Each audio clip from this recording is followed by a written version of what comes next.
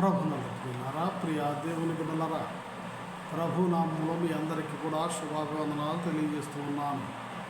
ప్రియులరా, ఈరోజు విభూతి బుధవారము లేక భస్మ బుధవారము అని పిలువబడుతుంది, లేదా శ్రమల కాలము, తపోకాలము యొక్క ప్రారంభ దినముగా మనము పిలువబడుచున్నాము. ఈ బుధవారము నుండి ఈస్టర్ పండుగ, యేసు పాతిపెట్టబడి తిరిగి లేచినటువంటి దినము వరకు కూడా దీనిని శ్రమల కాలముగా మనం భావిస్తాము, తపోకాలముగా భావిస్తాము, ఉపవాస దినాలుగా పాటిస్తాము. ముఖ్యంగా ఆర్సిఎం సంఘం వారు దీనిని ప్రత్యేకంగా కొనియాడుతూ ఉంటారు. అలాగే ఈ యొక్క దినాలలో మరి ఆర్సిఎం సంఘములోని కొంతమంది దీక్ష తీసుకున్నటువంటి సహోదరులు వారు ఒకే విధమైనటువంటి వస్త్రధారణ ఈ 40 రోజులు కూడా చేస్తారు. అలాగే బూడిదను సిలువ గుర్తుగా వేస్తారు. మరి జపమాలను మెడలో వేసుకుంటారు. వేసుకొని వారు కొన్ని ప్రత్యేకమైనటువంటి మరి పనులను వారు ఆచరిస్తూ ఉంటారు. ముఖ్యంగా ఉపవాసములు, దాన ధర్మాలు, మంచి పనులలో నిమగ్నమై దేవుని యందు భయభక్తులు కలిగి ఉంటారు. అసలు క్రైస్తవులు అనబడేవారు ఈ యొక్క దీక్షను చేయటము ఇతర మతస్థుల వలె మరి ఈ దీక్షను చేయటము తప్పని కొంతమంది క్రైస్తవ సహోదరులు దీనిని తప్పుగా పరిగణిస్తూ ఉంటారు. మరి ఇది బైబిల్లో ఉందా లేదా వీరు అన్యులు అనుసరిస్తున్న దానిని అనుసరిస్తున్నారా అనే దాన్ని మనం ఒకసారి చూసినట్లయితే, పాత నిబంధన గ్రంథంలో దీనినే దేవునికి ప్రత్యేకించబడిన నాజీరు అనబడే దాన్ని నాజీరు అంటారు. ఈ ప్రత్యేకించుకునేటువంటి దినములు ఈ నాజీరు అనేదానికి అర్థము దేవుని పని కొరకు ప్రత్యేకించబడుట. ఇహలోక బంధాలను కానీ, బాంధవ్యాలను కానీ, ఆశలను కానీ వదిలివేసి దేవుని కొరకు మేము ఈ ఒక్కరోజు లేదా కొన్ని దినాలు లేదా కొన్ని నెలలు లేదు కొంతమంది జీవితాంతము వరకు కూడా నాజీరులుగా ఉండవచ్చును.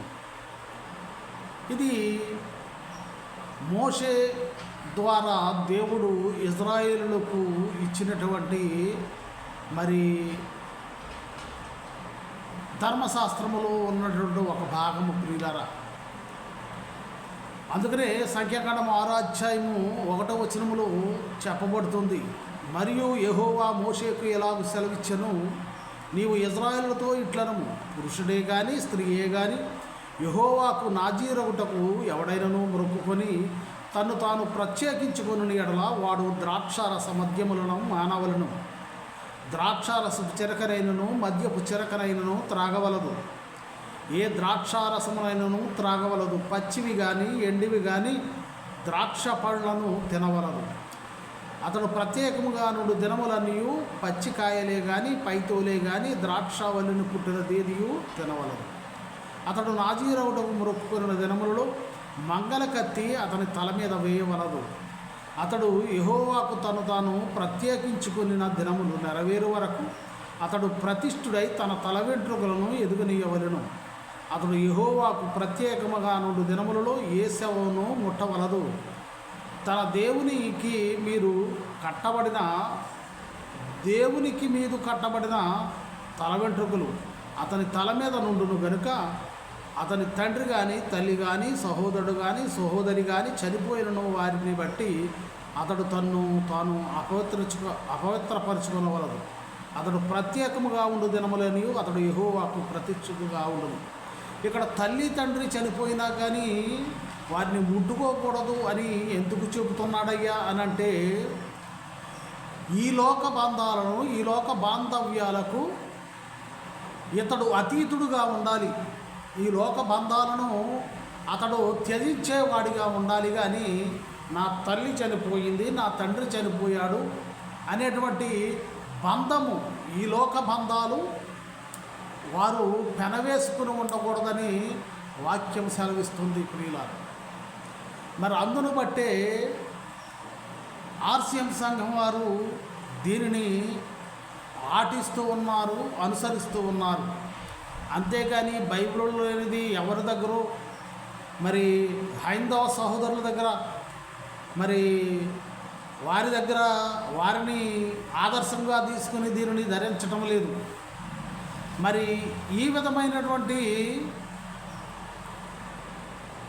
మరి ప్రతిజ్ఞ కలిగి లేదా మాట పట్టు ఇచ్చి లేదా వారు మ్రొక్కుకొని ఈ విధముగా దేవునికి తాము సమర్పించుకున్నటువంటి దినాల్లో ఈ విధంగా జీవించాలని వాక్యము సెలవిస్తుంది ప్రియులారా.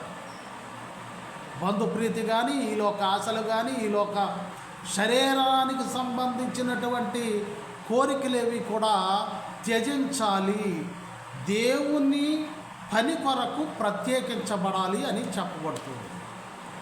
దేవుని క్రియలను జరిగిస్తూ, దేవుని యొక్క ఆజ్ఞలను పాటిస్తూ, దేవుని సువార్తను ప్రకటిస్తూ ఉండాలని చెప్తుంది. సరే, ప్రత్యేకించుకునేటటువంటి వాడు ఈ విధమైనటువంటి బట్టలు ధరించడం దేనికి? ఈ విధంగా బూడిదను బొట్టుగా పెట్టుకోవటం దేనికి అని చాలామంది ప్రశ్నిస్తూ ఉంటారు.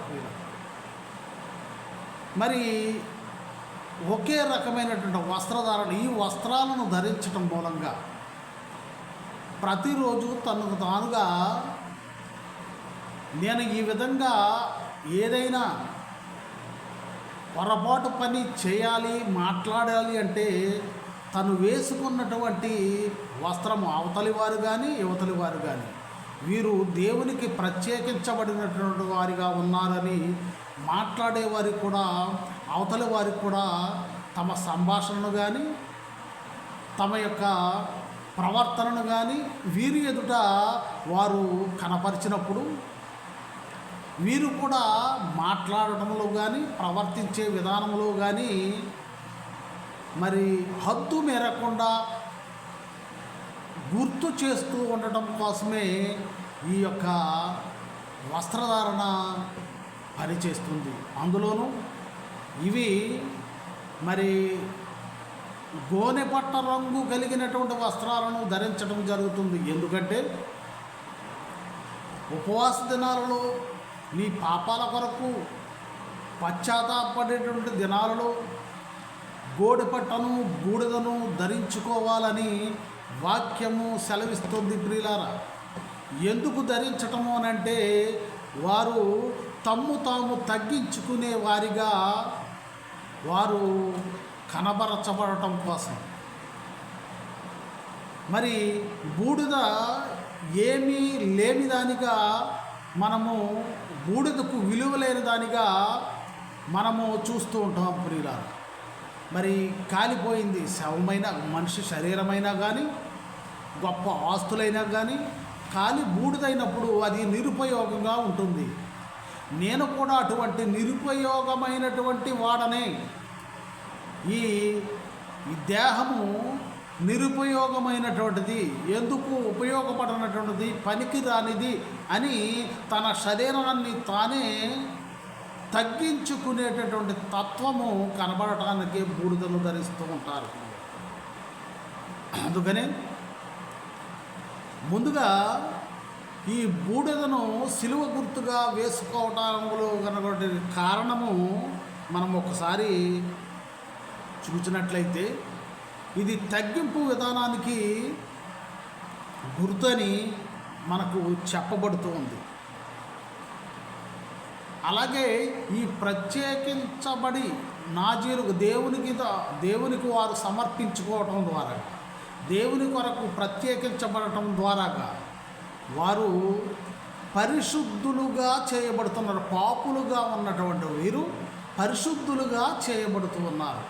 వారి యొక్క ప్రవర్తన ఉపవాస ప్రార్థనల ద్వారా, ఉపవాసం ద్వారా, వారు మంచి క్రియలు చేయటం ద్వారాగా, అలాగే తగ్గింపు మనస్తత్వము కలిగి ఉండుట ద్వారాగా పరిశుద్ధులుగా మారబోతూ ఉన్నారు అనటానికి మనకు ఇది గుర్తుగా ఉంటుంది ప్రియ. అలాగే సంఖ్యాకాండము న్యాయాధిపతులు 13వ అధ్యాయము 4వ వచనం నుంచి ఆ వచనాలు క్రింది వచనాలు వరకు చూసినట్లయితే ఇక్కడ సంసోను కూడా దేవునికి ప్రత్యేకించబడిన నాజీరు చేయబడినటువంటి వాడిగా మనం చూడబడుతున్నాం. అందుకనే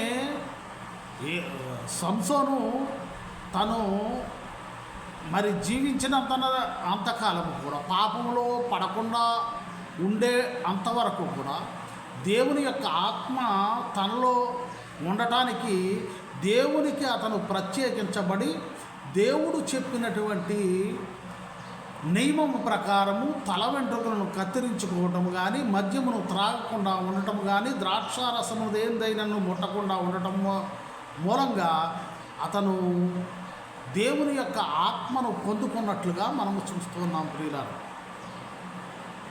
ఇంకను బాప్తిస్మ యోహాను కూడా ఆ విధముగానే నాజీరు చేయబడిన వాడై తల్లి గర్భంలో పుట్టినది మొదలుకొని పరిశుద్ధాత్మతో నిండుకున్నవాడై అతను అడవి మిడుతులను తేనెను త్రాగుతూ జీవించినట్లుగా, అంటే అన్ని రకాలైనటువంటి తినుబండారాలను తినకుండా ప్రత్యేకించబడినట్లుగా మనము చూడవచ్చు. ఆ రీతిగానే అపోస్తల కార్యాలు 18వ అధ్యాయం కూడా పౌలు కూడా తను మొక్కుకున్నటువంటి విధానమును బట్టి అప్పటి వరకు తన తల వెంట్రుకను పెరగనిచ్చి అప్పుడు కత్తిరించుకున్నట్లుగా మనం చూడవచ్చు. అపోస్తల కార్యాలు 18వ అధ్యాయము 18వ వచనం, పౌలు ఇంకను బహుదినములు ఉండిన తరువాత సహోదరుల యొద్ద సెలవు పుచ్చుకొని తనకు మ్రొక్కుబడి ఉన్నందున కెంక్రేయాలో తన తల వెంట్రుకలు కత్తిరించుకొని వాడెక్కి సిరియాకు బయలుదేరు. ఈ విధమైనటువంటి నాజీరుగా దేవుని కొరకు ప్రత్యేకించబడిన వాడిగా పౌలు కూడా తను మ్రొక్కుకున్నట్లుగా మనము బైబిల్ గ్రంథంలో దీన్ని బట్టి అర్థం చేసుకోవచ్చును ప్రియులారా. అంటే దేవునికి ప్రత్యేకమైనటువంటి వారిగా మనము దేవునికి మనకు మనముగా ప్రతిష్ఠించబడిన వారిగా మనం ఉండాలంటే కొన్ని నియమాలను పాటించాలని, ఆ నియమాలే సంఖ్యాకాండంలో మనకు చెప్పబడిందని మీకు గుర్తు చేస్తున్నాను. ఇది ఆర్సీఎం వారు ప్రత్యేకంగా వారు నియమించుకున్నది కానీ, లేదా అన్యుల నుండి నేర్చుకున్నది కాదు కానీ ఆదిలో దేవుడు తన ధర్మశాస్త్రం ద్వారా ప్రకటించిన విధముగా దీనిని ఆచరిస్తూ ఉన్నారు ప్రత్యేకంగా ప్రియుల. బూడిదను సిలువ గుర్తుగా ఎందుకు వేసుకున్నాము అని అంటే తగ్గింపు విధానాలకు వేసుకుంటున్నాము అని మనము చెప్పవచ్చు. దీనిలో కూడా ఇంకను కొంత వివరణను మీకు ఇవ్వాలనుకుంటున్నాను బూడిదను గురించి. ఆదికాండము 18వ అధ్యాయము 27వ వచనము, అందుకు అబ్రహాము ఇదిగో ధూళియు బూడిదనై ఉన్న నేను ప్రభువుతో మాటలాడ తెగించుచున్నానని చెప్తున్నాడు. ఇక్కడ దేవునితో మాట్లాడేటప్పుడు నేను బూడిద లాంటి వాడను అని తన్ను తాను తగ్గించుకొని ఎన్నిక లేనటువంటి వాడను, ఎందుకు పనికిరానటువంటి వాడనని తగ్గించుకుని మాట్లాడుతూ ఉన్నాడు ప్రియులారా. మరి అలాగే ఎస్తేరు గ్రంథము 1వ అధ్యాయము 4వ అధ్యాయము 1 నుంచి 2 వచనాల వరకు మనం చూసినట్లయితే ఇక్కడ కూడా మరి మొర్దెకైని యూదులను చంపాలని మరి రాజు అన్నప్పుడు వారు ఆ శాసనము మరి అమలు కాకుండా ఉండటానికి మొర్దెకై వారందరూ కూడా బూడిదలో కూర్చుండి గోనె పట్ట వేసుకొని బూడిద పోసుకొని వారు రోదనము చేసినట్లుగా మనం చూడవచ్చు. వారు అలా చేయటం ద్వారా వారు మరలా రక్షించబడినట్లుగా మనం చూడవచ్చు ప్రియులారా. జరిగినంతయో తెలియగానే మొర్దెకై తన బట్టలు చింపుకొని గోనె పట్టలు వేసుకొని బూడిద పోసుకొని పట్టణము మధ్యకు బయలు వెళ్ళి మహాశోకముతో రోదనము చేసి రాజు గుమ్మం ఎదుటికి వచ్చెను. మరి 3వ వచనం, రాజు యొక్క ఆజ్ఞయు శాసనమును ఏ సంస్థానకు వచ్చెనో అక్కడనున్న యూదులు ఉపవాసం ఉండి బహు దుఃఖముతోనూ ఏడుపుతోనూ రోదనతోనూ మునిగిన వారైరి. అనేకులు గోనెను బూడిదను వేసుకొని పడి ఉండిరి. ఈ విధముగా వారు ప్రార్థన చేసేటప్పుడు అన్నీ అయిపోయి మాకేమీ లేదు, మేము బూడిద వంటి వారమని తాముగా తగ్గించుకొని పశ్చాత్తాపడినప్పుడు రాజు ఆ శాసనాన్ని మార్చినట్లుగా కూడా మనం ఎస్తేరు గ్రంథం చదివితే చూడవచ్చు. యోబుకు కూడా తన యొక్క ఆస్తిపాస్తులు కుమారులు అన్నీ తన శరీరానికి సంబంధించినటువంటి లోకాసాలకు సంబంధించినటువంటివన్నీ కూడా పోయినప్పుడు బూడిదలో కూర్చున్నట్లుగా మనం చూడవచ్చు. యోబు గ్రంథము 2వ అధ్యాయం 8వ వచనం, అతడు ఒళ్ళు గోక్కున్నట్టుకై చిల్లపెంకు తీసుకొని బూడిదలో కూర్చుండగా అని చెప్తున్నాడు. ఆ బూడిదలో కూర్చుండి ఏం చేస్తున్నాడు? యోబు గ్రంథము 42వ అధ్యాయము 6వ వచనము, కావున నన్ను నేను అసహించుకొని ధూళిలోను బూడిదలోను పశ్చాత్తాపడుచున్నానని చెప్తున్నాడు. బూడిదలో కూర్చుండి పశ్చాత్తాపడతాను, తాను అసహించుకుంటున్నాడు. మరి యోబు కూడా బూడిదలో కూర్చుండి తన పశ్చాత్తాపాన్ని తన యొక్క పాపాలను ఒప్పుకుంటున్నట్లుగా మనం చూడవచ్చు. అందుకనే ఇర్మియా గ్రంథము 6వ అధ్యాయము 26వ వచనం చెబుతున్నాడు, నా జనమ పాడు చేయువాడు హఠాత్తుగా మీ మీదకి వచ్చుచున్నాడు, గోనె పట్టగొట్టుకొని బూడిద చల్లుకొనుము, ఏక కుమారుని గూర్చి దుఃఖించున్నట్లును దుఃఖము సలుపుము, ఘోరమైన దుఃఖము సలుపుము అని చెప్తున్నాడు. నాశనము నీ మీదకి రాకముందే నీవు బూడిదను చల్లుకొని గోనె పట్టగొట్టుకుని దుఃఖపడమని పశ్చాత్తాపడమని దేవుడు చెప్తున్నాడు. మరి యోనా ప్రవక్త నినివే పట్టణస్థులకు ఆ విధముగానే మరి మీరు నాశనం అవుతుంది మీ పట్టణం అని చెప్పినప్పుడు యోనా గ్రంథము 3వ అధ్యాయము 5వ వచనము, నినివే పట్టణపు వారు దేవుని యందు విశ్వాసం ఉంచి ఉపవాస దినము చాటించి గనులేమి అలుపులేమి అందరూ గోనె పట్టగొట్టుకుని ఆ సంగతి నినివే రాజునకు వినబడినప్పుడు అతడును తన సింహాసనం మీద నుండి దిగి తన రాజవస్త్రములు తీసివేసి గోనె పట్టగొట్టుకొని బూడిదలో కూర్చుండెను. మరి ఈ విధముగా వారు చేసినందువలన దేవుడు పట్టణమును నాశనము చెందకుండా చేసి దీవెలను పంపినట్లుగా మనం చూడవచ్చు. అంటే బూడిదలో కూర్చుండి అంటే తాము తగ్గించుకొని మరి వారు ఉన్నప్పుడు మరి దేవుని యొక్క అనుగ్రహాన్ని పొందినట్లుగా మనము ఈ సంఘటనలను బట్టి మనం తెలుసుకోవచ్చు. మరి ఈ విధముగా చేసినటువంటి వారికి ఈ బూడిదను ధరించి ఈ గోనె పట్ట లాంటి వస్త్రాలను ధరించి లేదా ఏ వస్త్రాలనైనా మరి ఏక వస్త్రధారణ కలిగి మరి దేవుని యొక్క బిడ్డలుగా తాము కొనబడి మీరు జీవించినట్లయితే, మీరు దుఃఖపడినట్లయితే, మీరు పశ్చాత్తాపడినట్లయితే దేవుడు ఏం చేస్తానంట? యెషయా గ్రంథము 6వ అధ్యాయము 3వ వచనంలో, సియోనులో దుఃఖించు వారికి ఉల్లాస వస్త్రములను, ఉల్లాసమంట ఉత్సాహము ధరింపచేయుటకును, బూడిదకు ప్రతిగా బూడిదను ధరించి పశ్చాత్తాపడుతున్న వారికి పూదండను, దుఃఖమునకు ప్రతిగా ఆనంద తైలమును, భారభరితమైన ఆత్మకు ప్రతిగా స్తుతి వస్త్రమును వారికి ఇచ్చుటకు ఆయన నన్ను పంపి ఉన్నాడు అని చెప్తున్నాడు. ప్రియులరా, మనం ఈ విధముగా చేయుట ద్వారా దేవుడు తన యొక్క అనుగ్రహాలను ఈ విధంగా ఇస్తున్నాడు. దుఃఖించే వారికి ఉల్లాస వస్త్రము, బూడిదను ధరించిన వారికి పూదండను, దుఃఖానికి ప్రతిగా ఆనంద తైలాన్ని, భారభరితమైనదో ఆత్మకు ప్రతిగా స్తుతి వస్త్రాన్ని ఇవ్వటానికి దేవుడు సిద్ధంగా ఉన్నాడట.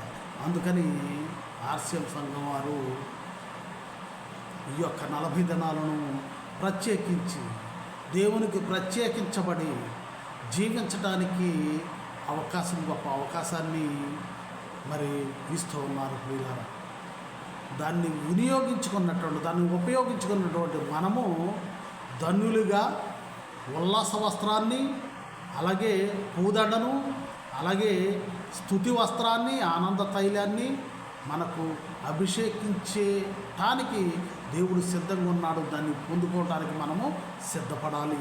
ఈ యొక్క ప్రత్యేకించబడటం ద్వారా ఇది బైబిల్ గ్రంథంలో దేవుడు ఆజ్ఞాపించినది, కానీ మనము ఎవరి దగ్గర నుంచి నేర్చుకున్నది కాదు. మన దగ్గర నుంచే వారు నేర్చుకున్నట్లుగా మనము చూడాలి. ప్రియుల బైబిల్ వాక్యం సెలవిస్తుంది. ప్రియుల ఇంకను బూడిదను గూర్చి, మరి ఈ బూడిద పొయ్యిలో ఉన్నటువంటి బూడిదను ధరించేస్తే సరిపోతుందా? మనం కాల్చుకున్నటువంటి బూడిదను మరి పెట్టుకోవచ్చా అనేదానికి, మరి దీనికి ప్రత్యేకించబడినటువంటి బూడిదను మాత్రమే మనం ఉపయోగించాలని వాక్యం సెలవిస్తుంది. ప్రియులారా, ఎందుకంటే ఈ విభూది లేక బూడిది మరి దివ్యమైనటువంటి పూజాబలులు దానిని సమర్పించబడి, అది బూడిదగా చేయబడి, మరి మట్టలాదివారం రోజునటువంటి ప్రభువును స్తుతిస్తూ మరి ఊరేగినటువంటి మట్టలను మరి పరిశుద్ధ యాజకుడైనటువంటి, ప్రధాన యాజకుడైనటువంటి మరి ఫాదర్లు మరి దాన్ని బూడిద చేసి దివ్య పూజాబలిలో దాన్ని ప్రతిష్ఠించి మనకు ఇస్తూ ఉన్నారు. ఆ బూడిదను మాత్రమే మనము ధరించాలి. ధరిస్తే ఏమవుతుంది? సంఖ్యాకాండము 19వ అధ్యాయము ఈ బూడిద మరి అపవిత్రత, ఈ బూడిద చల్లుడు ద్వారా కానీ ధరించుడు ద్వారా కానీ అపవిత్రత తొలగిపోతుంది అన్నట్లుగా మనం చూడవచ్చు. సంఖ్యాకాండము 19వ అధ్యాయము మరి ముఖ్యంగా 6 వచనాలు 2వ వచనం కాడ నుంచి మనం చూసినట్లయితే, యెహోవా ఆజ్ఞాపించిన ధర్మశాస్త్ర విధి ఏదనగా, ఇజ్రాయేలు కళంకము లేనిదియు మచ్చలేనిదియు ఎప్పుడునూ కాడి మోయనిదియునైనా ఎర్రని పెయ్యను నీ వద్దకు తీసుకొని రావలను. మీరు యాజకుడైన ఎలియాజరుకు దానిని అప్పగింపవలను. ఒకడు పాడిమిలోనికి దానికి తోలుకుని పోయి దాని ఎదుట దానిని వధింపవలను. 6వ వచనము, మరియు యాజకుడు దేవదారు కర్రను, ఇస్సోపు రక్తము వర్ణపు నూలును తీసుకొని ఆ పెయ్యను కాల్చుచున్న అగ్నిలో వారిని వేయవలను. 9వ వచనము, మరియు పవిత్రుడైన ఒకడు ఆ పెయ్య యొక్క భస్మము పోగు చేసి పాళెము వెలుపల పవిత్ర స్థలమందు ఉంచవలను. పాప పరిహార జలముగా ఇశ్రాయేలుల సమాజమునకు దానిని భద్రము చేయను. అది పాప పరిహారార్థమైన బలి. ప్రియులారా, ఈ బలి అర్పించినటువంటి పశువు యొక్క బూడిదను మరి ప్రత్యేకమైనటువంటి స్థానంలో దానిని యాజకుడు ఉంచి ఆ భస్మాన్ని, అంటే బూడిదను పవిత్ర స్థలమందు ఉంచాలంట. అలాగే ఫాదర్ గారు కూడా ఈ బూడిదను తయారు చేసి పవిత్ర స్థలమైనటువంటి దేవుని యొక్క పరిశుద్ధ ఆలయంలో, అతి పరిశుద్ధ స్థలములో పవిత్ర బలియాగం అర్పించేటటువంటి బలిపీఠము చెంత దానిని భద్రపరుస్తారు. ఆ భద్రపరిచిన దానిని ఏ విధముగా వారు ఆ పెయ్యి యొక్క భస్మను ప్రోగు చేసిన వాడు తన బట్టలను ఊదుకొని సాయంకాలం వరకు అపవిత్రుడై ఉండను. ఇది ఇజ్రాయేలులకును వారిలో నివసించు పరదేశులను నిత్యమైన కడ. 17వ వచనము. అపవిత్రుని కొరకు వారు పాప పరిహార్థమైన హోమ భస్మములోనిది కొంచెము తీసుకుని, అపవిత్రుని కొరకు అంటే పాపాత్ముల కొరకు ఆ భస్మాన్ని కొంచెము తీసుకొని పాత్రలో వేయబడిన భస్మము మీద ఒకడు నీళ్లు పోయవలను. తరువాత పవిత్రుడైన ఒకడు హిస్సోపు తీసుకొని ఆ నీళ్లలో ఉంచి గుడారం మీదను దాని మీద సమస్తమైన ఉపకరణల మీదను అక్కడ ఉన్న మనుష్యుల మీదను ఎముకలనే కానీ నరకబడిన వాని కానీ శవము కానీ సమాధిని కానీ ముట్టిన వాని మీదను దాన్ని ప్రోక్షింపవలెను. మరి అపవిత్రమైన వస్తువులు కానీ అపవిత్రమైన మనిషి కానీ వాని యొక్క అపవిత్రత తొలగిపోవాలంటే వాని యొక్క పాపము తొలగిపోవాలంటే ఈ భస్మాన్ని వారి మీద చల్లాలని ఆనాడు ఇజ్రాయేలులకు నిత్యమైన కట్టడగా దేవుడు నియమించున్నాడు. అదే విధముగా ఈ బూడిదను పవిత్రమైనటువంటి బలిపీఠము చెంత భద్రపరిచి దానిలో పవిత్ర జలములను పోసి మరి దానిని కలిపి మన నుదుటిపై సిలువ గుర్తు వేస్తూ ఉంటారు పూజారు. అపవిత్రుడైనటువంటి వాడు పవిత్రుడగటానికి ఆనాడు ధర్మశాస్త్రంలో దేవుడు మోషే ద్వారా విధించినటువంటి నియమాన్నే ఈరోజు ఈ దీక్షా సహోదరులు కానీ మన ఆర్సీఎం సంఘము వారు కానీ మరి దీనిని ఆచరిస్తూ ఉన్నారు, అనుసరిస్తూ ఉన్నారు. ఇది బైబిల్ నుండి చెప్పబడినదే కానీ ఈ సంఘము వారు ప్రత్యేకముగా నియమించినది కాదని మీ అందరూ తెలుసుకోవాలని నా యొక్క ప్రార్థన. దేవుని యొక్క మరి వాక్కు ఈ విధంగా చెప్తుంది. మరి అలాగే ఈ 40 రోజులు కూడా ఉపవాస దీక్షలు ఉండటం వలన మనకు కలిసి వచ్చేది ఏంటి అంటే మరి 40 రోజులు ఉపవాసము చేసిన వారు బైబిల్ గ్రంథంలో 3 వ్యక్తులు మనకు చూపబడుతున్నారు. అందులో మోషే 40 రోజులు 2 సార్లు 40 రోజులు దేవుని యొక్క సన్నిధిలో ఉపవాసం ఉన్నట్లుగా మనం చూడవచ్చు. నిర్మకాండము 24వ అధ్యాయము 18వ వచనము. మోషే దేవుని సన్నిధిలో 40 దినాలు మొదటి పలకలను మొదటిగా దేవుడు రాసిన నిబంధన పలకలను మరి రాతి పలకలను మరి ఆయన పొందినట్లుగా మనం చూడవచ్చు. అలాగే ద్వితీయోపదేశకాండము 9వ అధ్యాయం 18వ వచనంలో రెండవసారి కూడా దేవుడు ఆ పలకలను మొదటిసారి వ్రాసిన పలకలను మోషే పగలగొట్టినప్పుడు మరలా రెండవసారి మోషే దేవుని దగ్గరకు వెళ్ళి 40 రోజులు ఉపవాసం ఉండి ప్రార్థనలు చేసి మరలా పొందినట్లుగా కూడా మనం చూడవచ్చు.